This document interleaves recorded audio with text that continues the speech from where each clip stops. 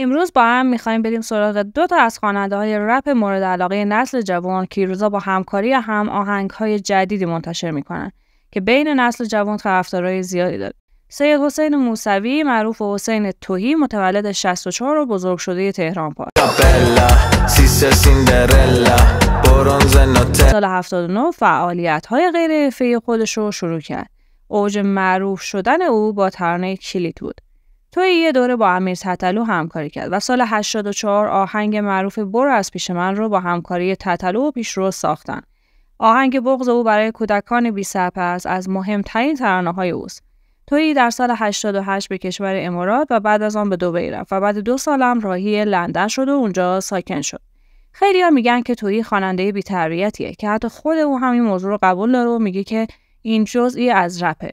جالبه بدونید تویی علاقه زیادی به امام حسین داره و به گفته خودش در حالی که 5-6 ساله بوده و تب شدیدی داشته، یه شب که خیلی حالش بد بوده، از پنجره بیمارستان مراسم عزاداری رو میبینه و به مادرش میگه کاش حالم خوب بود و توی مراسم دهل میزدم.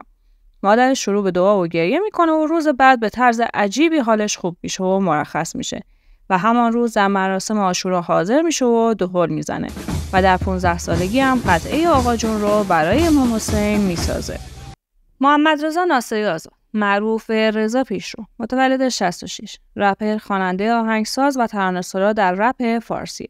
باز من یکی دید جیغش در اومد کاش من انقدر دیپرس نبودم و وینچسترم هم روم و تو بیزنس نبودم و شیفت جیبت نبود. که از سال 78 فعالیت حرفه‌ای خودش رو شروع میکنه. او دوران کودکی سختی رو پشت سر گذاشت. از جدایی پدر و مادرش در کودکی تا به زندان افتادن پدرش. پیشرو در 7 سالگی یک ضبط و چند نوار از پدر خود هدیه میگیره و با خواننده‌های رپ قدیمی آشنا میشه و از همان کودکی شروع به نوشتن میکنه. اولین ترانه او یک شعر دیس به پدرش بود که هیچ وقت منتشر نشد. پیشرو در سال 85 با فرزانه پورمحمدی ازدواج میکنه و بعد از مدتی به علت حمل مواد مخدر دستگیر میشه و بعد به خاطر مصرف بیش از حد مواد دچار اووردوز شده و به کما میره و همسرش از او جدا میشه. در سال 96 پیشرو به علت موسیقی رپ دستگیر و بعد از 2 هفته که آزاد میشه به دلیل خواندن آهنگ واقعیت دوباره به زندان میره و در سال 97 پس از صدور حکم دستگیری به صورت قاچاق از مرز ایران و ترکیه فرار میکنه و درباره فرار خودش هم آهنگ مرز رو میسازه. یاد از پیشرو به عنوان بهترین خواننده رپ یاد میکنه و گروهی از او به عنوان شاه رپ فارسی هم یاد میکنن.